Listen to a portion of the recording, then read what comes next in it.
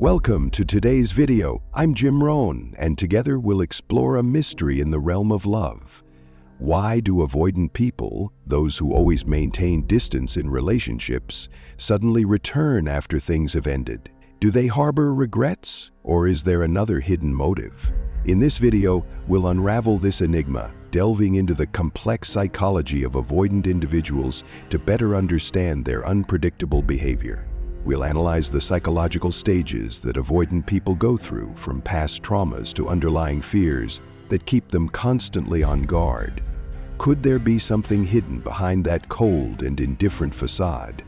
Is it possible that deep-seated wounds make them yearn for love and connection, yet simultaneously fear hurt and commitment? Don't forget to follow along until the end of the video for the most comprehensive and insightful perspective on this behavior. And if you find this video helpful, please hit the like button and subscribe to the channel to not miss out on more interesting content. Thank you for your continued support. Many people believe that avoidant people only return after losing you because you have cut off contact. This is partly true. Not having contact can remind them of the comfort of a familiar relationship. But if we stop there, we will miss a more important truth. People with an avoidant attachment style are often torn between two conflicting needs: freedom and a sense of security. When they leave, they seek their own space, avoiding the feeling of being bound. But when they have been away long enough, they feel empty and want to return to their familiar safe zone. This does not mean that they recognize your value or completely change their thinking. They are simply oscillating between the need for independence and connection. I call this the black hole effect of the avoider. Like an object being sucked into a huge gravitational pull, they may leave, but then they are pulled back. Not because of love or awakening, but because of their familiar psychological loop. The important thing is that you need to understand this so that you are not caught in a repeated cycle of loss and return. Let's start with the first stage: how a person with a secure attachment style becomes anxious in a relationship. There is a common perception that avoidant people are often attracted to people with an anxious attachment style. If you search on Google, most articles will confirm this, that these two attachment styles are like two poles of a magnet, attracting each other. But I want to approach the issue from a different perspective. It is true that avoidants tend to be attracted to people with an anxious attachment style, but not simply because their differences complement each other. In fact, when an avoidant person enters a relationship, their partner may start with a secure attachment style, but over time, the avoidant person's distance and erratic behavior gradually make their partner become anxious. Imagine a person who was initially very confident in love. They do not have a need to control, do not cling, but when in love with an avoidant person, someone who constantly sends mixed signals, sometimes close, sometimes distant, they begin to doubt themselves. They ask themselves, did I do something wrong? Why were they interested before, but now they are cold? These thoughts gradually push them into an anxious state, even though they were not like that before. So, instead of just saying that avoidant people are attracted to anxious people, we need to look further. Sometimes it is their avoidance that creates anxiety in the other person, and that is what is important to understand. What comes first, the chicken or the egg? I think this is also an interesting question when talking about the interaction between people with avoidant and anxious attachment styles. I have observed many stories from my clients and noticed a familiar pattern. When talking about their ex-lovers, many people describe them as dismissive avoidant, cold, distant, unapproachable. But when self-evaluating, they realize that they tend to have an anxious attachment style, always craving reassurance and feeling insecure in the relationship. The interesting thing is that many people tell me that they were not anxious before. They used to feel secure in love, not clingy or afraid of losing their partner. But after loving an avoidant person, everything changed. Ambiguous actions, sometimes close, sometimes far, unfulfilled promises make them gradually become doubtful, always waiting for certainty but never getting it.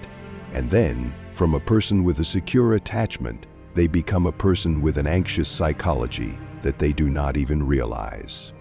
So what is really going on? This is not just a random combination of two opposite attachment styles, but a process of mutual influence.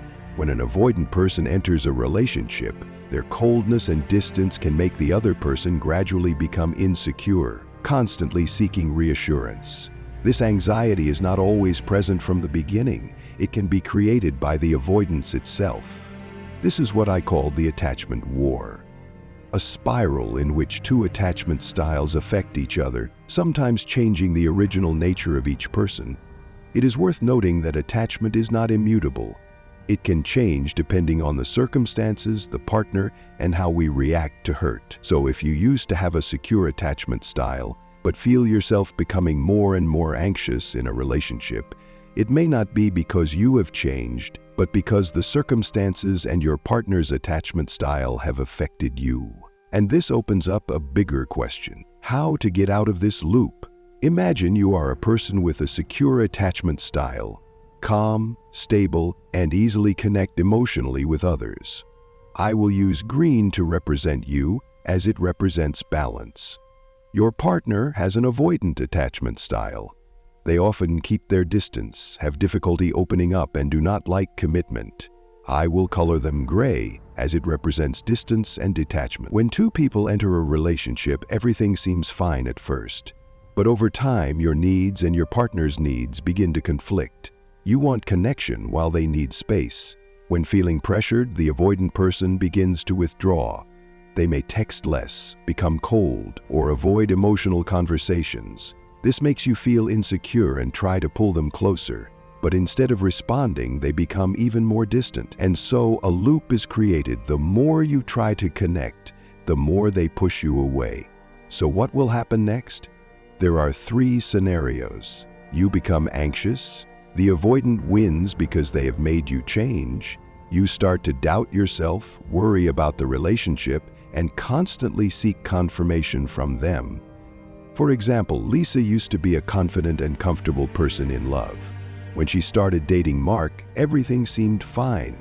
But gradually, Mark started texting less, became cold, and often made excuses to avoid serious conversations.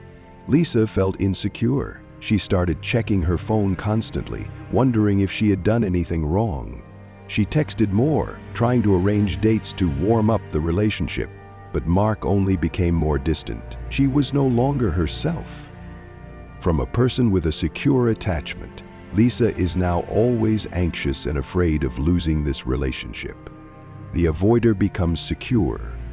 You win because you have helped them open up. In some rare cases, the avoider may gradually trust the stability you bring and become more attached. For example, Jake was always afraid of intimacy.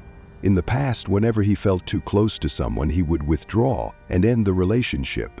But when he met Emily, things gradually changed. She was patient, not pushing him to open up immediately. She made him feel safe, not judging when he needed his own space. Gradually, Jake realized that he could trust Emily. He no longer felt trapped or wanted to run away. For the first time in his life, he found himself able to commit to a long-term relationship without fear. You get frustrated and leave. No one wins. You realize that you cannot continue a stressful relationship and decide to move on. For example, Sophie loved Daniel, but loving him also meant always feeling insecure. Daniel never wanted to talk about feelings, avoided important conversations, and always kept his distance when she needed closeness. At first, Sophie tried to accept it, hoping that he would change. But after many months of feeling like she was fighting a battle alone, she realized that she was exhausted. She had tried her best, but Daniel was not willing to change. Finally, Sophie decided to leave. She realized that love should not be an endless chase, and she deserved a relationship where she did not have to constantly fight to be loved.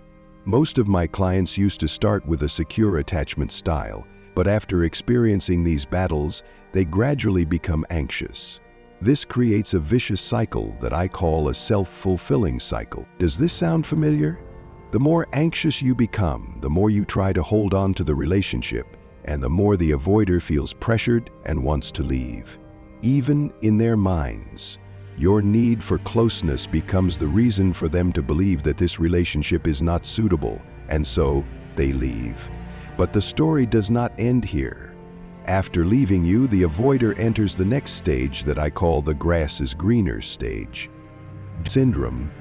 They believe that there are better relationships waiting for them out there. But is that really true? Let's find out. When an avoidant person breaks up, they do not directly confront their emotions. Instead, they find ways to distract themselves, maybe throwing themselves into work, dating multiple people, or even disappearing for a while by traveling. But then, after a long enough period, they begin to look back at the old relationship. At this point, because you are no longer there, you are no longer a threat to them. This is when an interesting thing happens. The avoidant person begins to idealize the past. They forget the stressful moments or disagreements, only remembering the best things in the relationship. As the book Attached points out, once the relationship has ended and the partner is no longer there, they begin to crave the lost love, forgetting all the negative things that made them leave in the first place. But it does not stop there. Sometimes, the avoidant person does not just remember a specific ex-lover, but they create an idealized image, a phantom ex. This is not a real person, but a combination of all the best things from previous relationships, completely ignoring the negative things. According to Attached, this can hinder new relationships because the avoidant person always feels that no one can compare to the idealized image they have created in their head. Avoidant people often do not realize that they are fooling themselves when remembering an old relationship. They do not remember the ex-lover accurately. They remember the best version of that relationship. In their minds, the arguments, the moments of insecurity, or the feeling of being tied down gradually fade away. Instead, they only keep the good memories, the fun times, the sweet moments, the warm feelings they once had. This is what creates the phantom ex, an idealized figure patched together from the best parts of many past relationships. They may not really want to go back to their ex, but the idea of a perfect love that they have lost becomes an excuse for them not to open their hearts to new people. Anyone who comes into their life later is compared to this perfect image, a race that the new person almost never wins. However, sometimes among all those carefully edited memories, one name still appears more clearly than the others, an ex-lover that they cannot easily dismiss. This is not just a part of the phantom ex, but a real person with deep memories, emotional connections that they cannot replace with anyone else. And this is the moment the avoidant person faces an important question. Did I make a mistake when I left that person? This question is not just a simple nostalgia, it marks a turning point in the psychology of the avoidant person, an internal conflict between the need for independence and the desire for real connection. Because if they admit that they were wrong, it also means that they have to face their greatest fear, the pain of investing emotions in a relationship, and that is a truth they have been trying to avoid all their lives. Avoidant people often dream of a perfect relationship, but ironically, for them, a perfect relationship is often one that has ended. Why is that? Because when a relationship has failed, they no longer have to face the pressure of intimacy or commitment. Imagine this. Going back to an experiment like lovers seems like a safe option for the avoidant person. Because the relationship has ended, they do not have to face the emotional demands or difficult conversations. Instead, they can remember the relationship from a distance, only choosing the best moments and ignoring the real reasons that led to the breakup. As Attach mentioned, this is the most powerful emotional avoidance strategy. When starting a new relationship, avoidant people often compare it to the idealized image they have drawn about their ex. The result? The current partner always feels not good enough. This becomes the perfect excuse for them to withdraw, sabotage the relationship, and keep their distance, avoiding having to really connect with anyone. So, when the avoidant person feels attracted to an ex-lover, it is not because they really want to go back, but because it is a safe illusion, a beautiful but unreal image where they do not have to face the fear of commitment. And so they continue to repeat this cycle, always looking for a perfect love, but never really building a deep connection with anyone. This leads us to stage 6. The sadness they create themselves. When talking about avoidant people, it is easy to criticize them, that they are cold, that they hurt others and leave. But today, I want to look at them from a different perspective. I feel sorry for them. I understand them because I used to be one of them. There is a story that I really like. The story of the fish in the small pond. There is a small fish living in a quiet pond since it was born. It hears the big fish tell about the vast river where the water flows swiftly and the vast world is waiting. Sometimes, water from the river flows into the pond, bringing the smell of strange waters, awakening curiosity in it. One day, a big rain opens a path from the small pond to the river. This is an opportunity for it to swim out, explore the world it once dreamed of. But then it stops. The river is too wide, the water flows too strongly, and what is waiting for it out there? The safety of the small pond suddenly becomes more attractive than ever. Gradually, the small fish convinces itself that this pond is home, the safest place. It stops thinking about the river, but sometimes, when it sees other schools of fish swimming by, it wonders, did I miss something? But then it turns away, burying itself in the familiar waters, even though deep down, it knows that it has given up what it once wanted most. Avoidant people are like that. They crave love but fear intimacy. They build emotional walls to protect themselves. They may run away from those who love them, but deep down, they still desire a real connection. But here is the important thing. You cannot change them.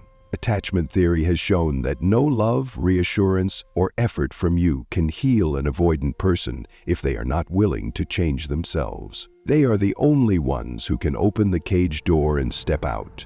You can support them, but you cannot do it for them. Change is possible, but only when they are brave enough to face their own fears and learn to accept the hurt they have always avoided. Avoidant people are not necessarily heartless or unloving. They are just trapped in the very walls they build to protect themselves. They crave connection, but are afraid of being hurt. And unless they are willing to face that fear, the cycle of avoidance will continue. If you are in a relationship with an avoidant person, remember that you cannot be the one to open the cage door for them. They have to do it themselves. The most important thing you can do is focus on yourself, set healthy boundaries, and not lose yourself in trying to hold on to someone who is not ready. Thank you for listening and taking the time to learn about this topic. I hope that what I shared today can help you better understand the psychology of avoidant people and how to protect yourself in such a relationship. If you find this content useful, do not forget to share it with those who need it. See you in the next topics.